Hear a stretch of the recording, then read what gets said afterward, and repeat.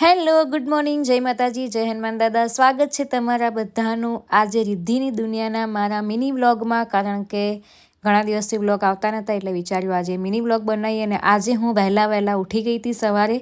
એટલે સવારે વહેલા ઉઠી એટલે મેં વિચાર્યું ચલો આજે થોડું મેડિટેશન કરીએ. પહેલાં હું રેગ્યુલર કરતી હતી પણ કામ ચાલુ હોય એટલે ઉઠવાનું ઠેકાણું ના હોય એટલે બધું થોડું એવું વચ્ચે ગેપ પડી જાય. પણ હવે થોડા પ્રોગ્રામ ઓછા છે તો વિચાર્યું પાછું રૂટીન આપણે પહેલાંની જેમ ચાલુ કરી દઈએ. પછી થઈ ગઈ નહીં ધોઈને ફ્રેશ, કેમ કે મને ખબર હતી થોડી આળસ આવતી હતી પણ મેં કીધું જો પાછી સૂઈ જઈશ ને તો પાછી ઊંઘી જશે એટલે નહીં ધોઈ લીધું. નહીં ધોઈને બેસી ગઈ દીવાબત્તી કરવા. હનુમાન ચાલીસા અને મહાકાળી ચાલીસા ત્યાંથી જ મારો દિવસ શરૂ થાય, ચાહે હું ગમે એટલા વાગે ઉઠું પણ આ તો મારું રૂટીન છે. હા, અમુક ટાઈમે બહુ લેટ થયું હોય બહાર જવાનું હોય તો જ ના થાય, બાકી આ તો રોજનું રેગ્યુલર છે.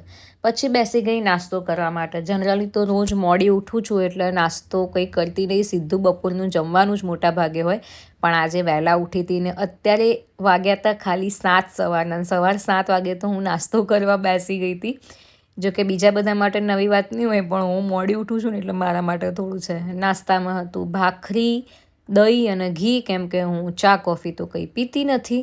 અને જોડે પછી 9-10 વાગે મારે સવારે જવાનું થયું બહાર અને ત્યાં હું ક્લિપ લેવાનું ભૂલી ગઈ. સીધી સાંજે ઘરે આવી ત્યારે મમ્મી સાબુદાણાના પાપડ બનાવ્યા હતા, એ ડબ્બામાં સ્ટોર કરતી હતી અને મેઘા નાસ્તો કરવા બેઠી હતી. આખો દિવસ મેં વિડીયો કંઈ લીધો નહોતો એટલે આજે કંઈ વધારે વિડીયોમાં આવ્યું નથી.